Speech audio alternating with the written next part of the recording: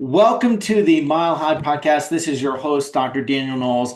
And wherever you are watching, viewing, listening to on whatever platform, make sure you hit subscribe. We're looking to increase the listener base for Mile High, and you never want to miss any Mile High tick, and you definitely don't want to miss Mile High Live. So you make sure you hit subscribe.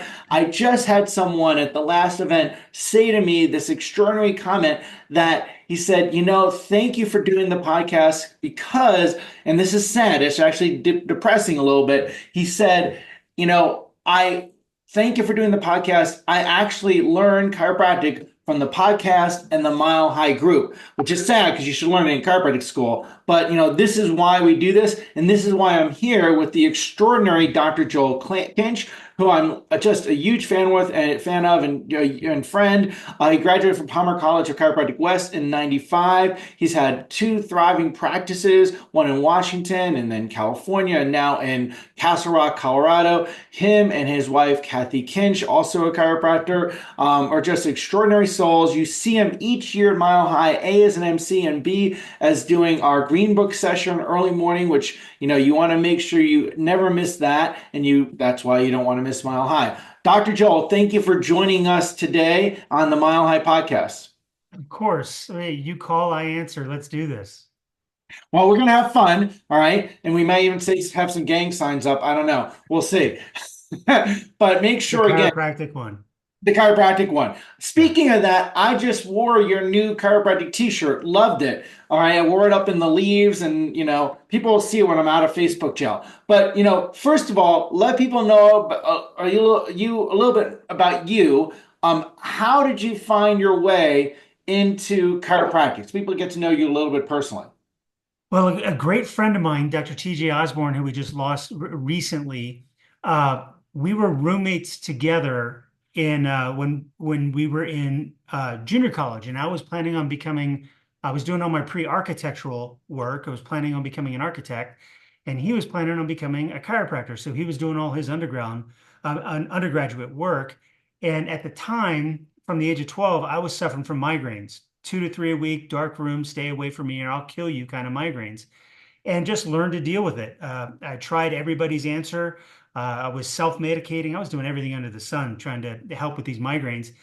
And one middle of the night event of me curled up in a ball in the dark room, crying my eyes out and screaming, TJ had enough. And TJ came into my room, grabbed me, did what he could to get me through the night. And he said, "We're going to my chiropractor." And this is in San Luis Obispo, California. And he drugged me to his chiropractor. And I was sitting in that at the time waiting room, and we don't call it a waiting room anymore, but I was sitting there going, how is this quack going to help me? I've tried everything else. And hear this next point, because it's very crucial in this journey of mine. I didn't have the miracle adjustment. I didn't have the one adjustment and went, poof, I'm going to become a chiropractor. But over about 2, 3 months, I went a week without a migraine. And some people might say, well, 1 week without a migraine, what's the big deal? But if you've gone through over half your life having 2 to 3 migraines a week, and you go a week without a migraine, the heavens parted is what happened. And that's when I said, all right, TJ, tell me about this pre-chiropractic. Tell me more about chiropractic. Where are you going to school? All that kind of stuff. And next thing you know, we enrolled together. And that's how I got into chiropractic. And then how I dove deep into chiropractic was at Palmer West at the time, there was only two philosophy courses. You got one in the first quarter, right when you entered in, and you got one 13th quarter, right when you got out. So you got dipped when you went in, and you got assaulted in between, and then you got dipped at the end. And what happened was that first quarter, I got drowned. The way Dr. Peggy Sherman explained the principles and explained chiropractic, and my experience, because I was going in thinking I was going to become this migraine miracle doctor. And the second day of my philosophy class at Palmer West, I was like, holy crap. Oh my gosh, I'm in the right place. And so I kept going back to when I was in third quarter, I kept sneaking into Peggy's first quarter philosophy class. And I started sneaking into the 13th quarter as soon as the teacher would let me do it early on. I was just trying to stay dipped, trying to stay dipped. And it stuck. And I've just love the philosophy of chiropractic. I love the way it applies to the art. I love the way it applies to the science. Uh, and it's how we live our life. And that's a long answer to a short question, but that's how I got here. Wow. And that's the thing. People think you have to a miracle symptom change, and those do happen. But I'll tell you, that is, it's really inspiring to people have gradual life changes and realize there's something more to this chiropractic thing. And then realizing in school, hey, I enrolled in this and it's something different or more than I thought it was. And So that's why circling back with people you work with is sometimes their health journey can be like watching a fingernail grow. You kind of get to the day where, oh, I got to cut my fingernails. Well, that's the importance of whether you call it a reevaluation or a re-exam or whatever the terminology you use, you've got to circle back and kind of remind people, okay, here's where you were 8 weeks ago. These are some of the things you told us was going on. Uh, Talk to me about those now. And that's when they go, oh, yeah. I'm sleeping, I'm doing all these other things that life brought to me when healing happens. And that's the importance of those kind of just to revisit, re-exam, whatever you want to call now, let's talk mile high philosophy and politics. First off, it. Mile High. All right, one step at a time. One step at a time. First of all, we just came off Mile High Noon. I didn't know this thing would go 12 years, but it has, and we're headed for. We might instead of 13 just go to 14 to make Matthew McCoy happy. Um, but, Mile High Noon. What did you love about this year? What did I love about this year? That's a great question. I don't know if I've asked that question since. I can tell you a lot of the things I loved. I love seeing new faces at Mile High. I love seeing old faces at Mile High. I love seeing new speakers at Mile High. I love seeing some old speakers at Mile High. Um, I love that people came to learn and stuck it out through a long, intensive weekend. I love that we touched on philosophy. I love that we touched on science. We touched on art. We touched on pediatrics. We touched on many different things. So I guess what I loved most about Mile High Noon was the diversity of it all is you're not just stuck in a pigeonhole of, okay, this weekend it's low back pain or this weekend it's geriatrics. It's you're coming for chiropractic and you're going to get every crevice of it. And that's what I guess that's what I love most about Mile High Noon. And what do you appreciate about Mile High in general? The state or the event. The event, not the I love outfit. that it's home for me. Um, it's crucial. Again, I talk about this often, is that people can get caught on their own island. Um, I know that I every year right now, as designed until you say you're done, that Mile High is my place to call home for chiropractic. I have a school that I call home. I have friends that I call home. But as far as an event where everything comes together into one tent, that's what I love about Mile High. I got to tell you, that's what I really appreciate is that myself is that it feels like home. It feels like a community. It feels like people get to see each other and they look at things very differently. Like, for example, our friend Dan Lyons, like him and I are on different ends of the analysis approach, but we gave an award to him for Mile High Vision. You don't have to Yeah. be doing the same approach, coaching program, whatever to practice management, whatever, to feel like, hey, we're all under on the same vision, purpose, principle together, Yes, versus absolutely. a lot of rock throwing in the chiropractic history. It still is. Right, right. It still is. We forget that we can get caught up in the individual teams and forget about the league that we're in. And I spoke a little bit about that on that Friday morning was, we can get caught up being a Dodger fan and a San Francisco Giants fan and fight in the stands, and we forget that we were there for baseball in the first place. And I feel like that's what we've done in chiropractic is we get caught up in a technique team and caught up in a management team and caught up in a school team, caught up in a state team, whatever it may be, and we forgot that we're here for chiropractic. Right. Right. Now let's dig into philosophy. Why, is philosophy important to a chiropractor? Because if you don't have a philosophy, you're going to follow someone else's. You may not like it, you may like it, they may change it, and you have to follow it. Pat Tempo at Mile High explained it beautifully, and there's no way I could express it as eloquently as his. But that's the one thing I got from his spectacular reemergence in chiropractic is look, you're going to follow a philosophy.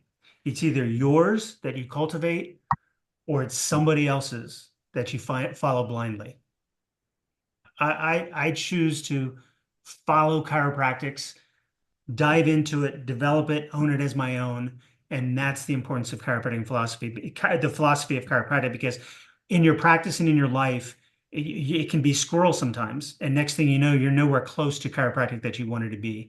You're just doing what the latest person has told you because their philosophy is to make money off you. And next thing you know, you're doing everything crazy outside of what you thought you'd be doing as a chiropractor. And I'm not Yeah. just talking philosophical, I'm talking in the art, talking in the science, I'm talking business wise, I'm talking investment wise, I'm talking your marriage, I'm talking your family, I'm talking your neighbors, I'm talking everything. It all just falls apart when, okay, I'm a family man now, so I got to have this philosophy, and I'm with my kids now, so I got to have this philosophy. Or, oh, now I'm balancing the checkbook, so I got to have this philosophy. It gets old and burned outish really quickly. Right. Well, and that's so true. And you've got to put chiropractic goggles on. Well, you don't have to, you can choose to, but if or not to, but if you do, it just makes all the difference in your worldview. Worldview is a starting point, you know? Is it Yeah, an instead your of glasses, you should have chiropractic eyes. That way they're right, part of you. right. But it's going to be Addy or Oibu, so you got to, Mhm. evaluate I that. had so many people ask me what oibu meant. No, did Yeah, they? he said it all the time, and some people came up to me afterwards. But I had some people ask me why I was wearing an ADIO shirt. So again, we attract everybody at Mile High. There's no Yeah. judgment or anything like that. It's like we attract everybody and love everybody and walk people along. Well, we create a vessel. There's a container that something resides in. Now, Patrick Tempo, you mentioned this. It was like you could hear a pin drop. His presentation was stellar. It was Mhm. it was phenomenal this year. I was so grateful he was there. Uh, And amazing that he chose Mile High to get dipped back into chiropractic because he's been out for a while. He hasn't right, spoken much in the chiropractic world, but he chose your invitation to come on out, and he brought the right. heat. It was, yeah, and he can bring it when he wants to, Mhm. and it was extraordinary. He had said to me, I feel like there's a lack of chiropractic, attention to philosophy, and I want to be there to present. So it was really great to have him there. Arnaud, I said that about Vessel. It was also, I know you're a big fan of Arnaud. You said Gentempo made an influence in your life, and Arnaud did as well. Having that memorial or tribute to him was extremely special. Um, and years ago, when he first spoke at Mile High, he sat down with me after about it and gave me a more advice than I thought I wanted at the time because he just kept going. But he said, you have to make this like a vessel and like you're closed in and the wall, doors are closed and like everybody's all in, but that's when he talked to me about this has got to be, a whole thing that encapsulates people when they're there. Um, how did how did Arno impact your life? Well, I don't know if you know this, but I went to many of his camps and actually got hired on to help facilitating his masterpiece training camps out in Durango. And this is early 2000s. I mean, Wade and I worked together. Wade and I attended those classes together. A lot of the people, I mean, Jay Comerick, we were all at those camps. So, the way he impacted every aspect of my life, not just chiropractic. Kathy went to camps. He impacted our relationship. He impacted how we raise our kids. Uh, he impacted every part of me. Yeah. And it was really special to also have that at Mile High this year. Yeah, Wade's Saturday morning programs, uh, a, a don't miss event, and we might have to make that a CE somehow to get people there Yeah, to I pack think that so. room. I think so too. It was stellar. And so, going back to philosophy over overreaching, who have the people been? We just mentioned a couple of them, Arno, Patrick and Tempo. Who were other people that were impactful for you growing in this area and learning that you mentioned the instructor at Palmer West. Who was impactful for you in terms of philosophy?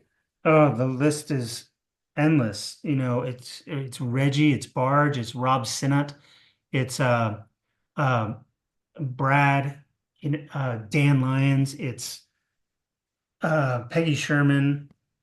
I feel bad because you won't mention everybody, right? Jack Borla, president of Sherman College. Everybody should go to Sherman. Um, eh, Strauss.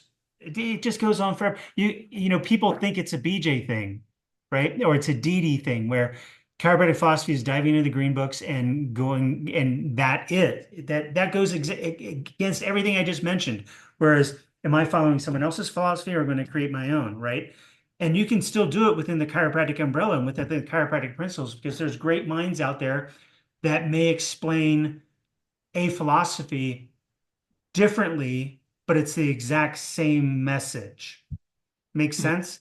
And Yeah, that's what Strauss did and Barge did and everybody did. It's the good ones always have the foundation of the fountainhead and explain it and bring it out into contemporary terms, but it's still all about the original fountain. right, right. Well, let's dive deeper into that. If someone Look, I don't think it's a secret that people are, let's just use the word gypped to be nice, gypped in their chiropractic education, not get a lot of philosophy, science, or art and get a lot of something else. If people want to, whether they're a DC or student, say, I've got to understand this thing that I've dedicated my life to a little bit more. What are some starting points you recommend? First and foremost, we have to say that uh, the schools are kind of strapped by the CCE on what they have to, the hurdles they have to jump to graduate chiropractors. So there's a baseline. So when people talk about we don't get enough philosophy or we get too much of the other, the science and the art, it's Hmm. simply because they have to. Hmm. And so the first thing you can do is if you're sending a student to school or anything like that, is the great schools, and there are several in chiropractic right now who have learned to navigate the CCE requirements within the philosophical lane. And what I mean by that is you can be told about uh, photosynthesis or microbiology or whatever it may be, and some schools just leave it at that. Right, Whereas a great chiropractic college will tie that into how does that apply or how does that fit in or run alongside our philosophy. And so if you're sending kids to school, you have to guide them that way. So that's the first thing I would do is have them go interview the schools, even some of the ones you wouldn't send them to, just so they can see the yin and the yang of what's going on there. And then as far as let's say you've graduated and you're out practicing and you're starting to dive into what did I miss in right. chiropractic, right? Through my education, grab a book, grab a green book, grab a blue book, grab a book and just start reading. Because I'll tell you what, just like with anything else, when you start reading something, whether it's Harry Potter, the Bible, the Quran, whatever it may be. As soon as you start reading, the mind starts going, and you'll find your way to where it could be all the way up to taking the LCP or the ACP into the Diplomat of Chiropractic Philosophical Standards, which is the diplomat of philosophy in chiropractic. Well, and that's all very important because what you said about opening some books, you can learn something rote memorization, like, oh, I can rote memorize the 33 principles. I don't have them memorized, but you could do that. But that doesn't mean you have given it any thought or understanding or put that together to mean something for your life, or how you apply it or what Hey, does it if I mean? can interrupt you for a second, people laugh at me because I don't have them memorized by number. But, Right, someone from stage might go, "What's principle 20?" And I feel eyes turn to me to just rattle it off. I'm like, no, I learned it in the way I learned is I learned it in flow because they flow. right, I know six just because everybody quotes six, but I just know the flow. And if you tell me the purpose of an eight, I can give you the ballpark mhm, principle, but I know where it is in the flow. right, But that, right. that people laugh at me because they go 16, Joel, and I'm like, I don't know. Right, exactly. And again, just because you memorize something or can state LACVS doesn't mean they have an understanding, which is why, you reference what I call upper mental, part of like a higher thought process to this versus I've memorized something and fell into a bunch of rules, right? And Yeah. philosophy, is understanding of something. It's not just I've memorized something, right? Or the Yes. memorize normal complete cycle. So I'm a philosopher that's memorizing. Like you can memorize the list of city, capitals, but that doesn't mean you have an understanding of what the United States stands for, Hmm. right? I agree wholeheartedly. Yeah, yeah. So now what would you politics? You kind of went in there with education a little bit, right? And you mentioned about the CCE and the FCLB. What, what, why is people being involved with politics, whether it be their state level or national level, something that's important? You can see it now after 30 years. I've kind of seen it because when I came into school 30 years ago, 30 plus years ago, the talk was the CCE is Satan. They're just they're bad. It's going to destroy chiropractic. It's going to do anything like that. But what has happened over the 30 plus years that I've seen is that people are starting to get involved and taking positions in CE. Now, they may not be perfect, but they're a whole lot better than where it was, right? And just by simply getting involved, we're seeing some of that old guard, for whatever reason, cycle out of of of their position of power. And we're starting to see people that may not be perfect, but at least they're a newer generation and understand that, look, this is about chiropractic. It's not about camps. Now, it's not perfect, don't get me wrong, but we're starting to see that change. Now, you can take it all the way down to a district level from your state organization, right? You and I have done this from day one when we got here was um, you couldn't even practice. You got a cease and desist on your first day of practice, right? I mean, Yeah. look how far you've come, my friend. And it can be down to just stopping into a chiropractor that you know of in your town who you're not on the same page, but it can be inviting them to coffee or even taking donuts and coffee over to their front staff and just say, "Hey, I'm Joel. I'm a chiropractor in town. I know he's busy. Just tell him I stopped by. I just want to let you know I don't bite. I'm a great chiropractor. I'd love to sit down with you guys." It can be Mhm. super simple like that, getting involved. Right, right. And that's the thing. We tend to stay in our four walls and our box, right? And Yes. not necessarily act as a community with a mission together that we want to impact, well, we say the world, but like let's start with our city or town or our individual state board. The Mhm. world's And daunting versus like, well, let's just start with our neighborhood. And let's say you don't want to do that. Let's Right. say, look, I'm not a political guy. I just want to practice. I want to stay safe. Well, a great way to do that's the Mile High Foundation. Right. And a lot of people go, well, what's the Mile High Foundation? Well, the Mile High Foundation is what we've been doing over a couple of years is gosh, it's got to be a decade now, right? It's got to be, was that one of the Maybe first things we 5, started or no? 4, 5. No, somewhere around the time of my heart surgery, sometime Yeah. around So, 2018, 4 or 5. so what the Mile High Foundation is that, I'm on the board. I think you're part of the board, or we probably kept you out of it just so your brain doesn't scramble with everything. But people starting whenever we started 6, 7 years ago was we were thinking that we are so reactive with people that attack us that we're always scrambling. What we need to do in a proactive state is let's build up a war chest. Let's build a war chest of money. And people came on monthlies, people would do one-time donations to the Mile High Foundation. But what we did, we accrued in the six figures, and every month it adds on, adds on, adds on. And what that money does first is, and I'll tell you this because I've seen it firsthand, it scares off the board. And what I mean by that is they know we're coming at them. We have a, a ruthless chiropractic loving attorney that is just chomping at the bit. You know who I'm talking about, Danny. Yep, yep. That they know that if they put up a prop or put up a suggestion to change scope or attack a style of practice like network or whatever it may be, they know they're going to be in for a court battle. They know we're coming after them. Whereas beforehand, we had to scramble, and next thing you know, it's just the networks that are giving money.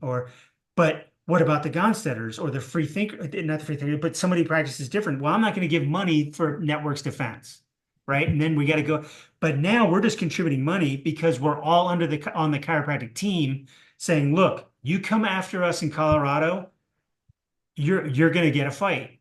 And now the war chest is big enough that we can help out interstate wise, right? We can help out others that are attacked and given as different states build up their war chests. Next thing you know, because state boards and state organizations, they don't have a lot of money to battle this kind of stuff.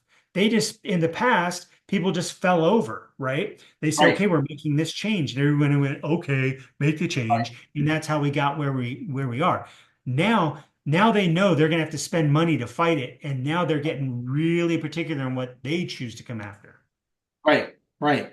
That's And an here's easy way to what get I love involved. So about go that is go to people, milehighfoundation.org, yes, MH, milehighchirofoundation.org. right, mhfoundation.org. And definitely Chiro Foundation, Mile High Chiro Foundation.org. MHChiroFoundation.org. And here's the thing about that. It's a donation, it's not a membership. It can be as small or as large.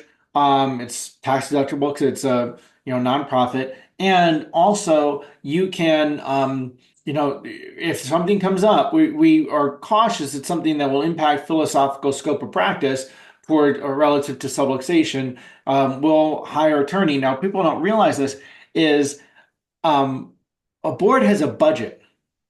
A board has a budget, and we've seen this in Colorado where they've overstepped their budget on a case because they had an axe to grind and they wanted to prove something or things have a political swing. And then the state said, "Hey, you shouldn't have spent this much money." And because you did this, which was injections in our state, now we have to take money from other state boards because you spent all this on this thing. And then what's going to happen is you had to raise the state licensure. The price of the license in Colorado like skyrocketed, which no chiropractors were happy about, right? And the state board doesn't want to do that again, right? Because they have to pass that cost, back onto the chiropractor because they have to give it back to the dentistry board or whatever it is. So now they know like this is our budget, so we can't pull some crazy thing. And it gets to large enough, then we can actually start a case of saying, we want to change the scope of practice into, or not maybe the scope of the wording relative to educational organizations or something that's not only CC or whatever it might be, that we want to have an impact on. See, right now the focus is on preserving vitalistic chiropractic underneath the scope. Right, That right, that's that right now, that's the goal, is we just are out to preserve it. Make sure that our all walls are protected and we're ready to go. But think about down the road where if people who are politically inclined can get active, work their way up through the districts, learn what everything's going on, get involved in the Right. state association, and then ultimately run for and get on the board, not only are we now just protecting vitalistic chiropractic, we're now promoting it. Right. And Right. By the way, that becomes the billboards in the state. and Mile High is not about, hey, you learned this in school. We don't want you allowed to do it. We're stopping that. What we would like to make sure is that the things are in such a way, like a vessel, that vitalistic focused practitioners that want to focus on subluxation and the adjustment that they can practice versus that's what chiropractic was founded upon, and you can't practice that way, right? So Right. we want to make sure that that field is ripe for being able to do that, not control what other people do. And I think for lack of a better term, vitalistic mechanist approach, we get the mechanistics at Mile High simply because one, we offer great CEs across the board there. So even if you just want to check out Mile High and want to make sure it's worth your while, come get your CEs and see what we're all about. But I'll tell you this, you're going to feel welcomed. You're Right. going to want to go to breakout sessions. You're going to want Yep. to wake up early and see me. You're going to want to participate in what's going on simply because you feel welcome. And no one's judging, we're just here to learn. We're here to make sure we're all on the same team. Right. And then maybe we go back to our leagues and different things like that. But know that it's the profession that we're after. It's the Right. profession that we're after. Right. Absolutely. Well, is there any last thing that you want to share with the chiropractic audience? Uh, Other than this is a big one, that Mile High is moved from September to August next year, right? So if you go to milehighchiro.org, you'll see the dates there. I believe it's the 21st, Jane's Yes. birthday. The Yeah, 21st. August The 21st. weekend after chiropractic boards, so students could say, Yeah, you just finished the national boards. What do you want to do? And they can say, instead of Disney, I'm going to Mile High, right? yes. Yeah. So that's what I wanted to say is because it's not a year away anymore. It's 10 months away. Put that Right. in your brain, Danny. Yep. Yep. Thank you. I appreciate that. And then I'm going to go to Disney. So, Yes. or actually, I'll just camp in the woods somewhere. So, for a few days. Well, I have to say, so much gratitude for the energy that you put into Mile High and to create that philosophical foundation each year on Friday, and from the stage throughout.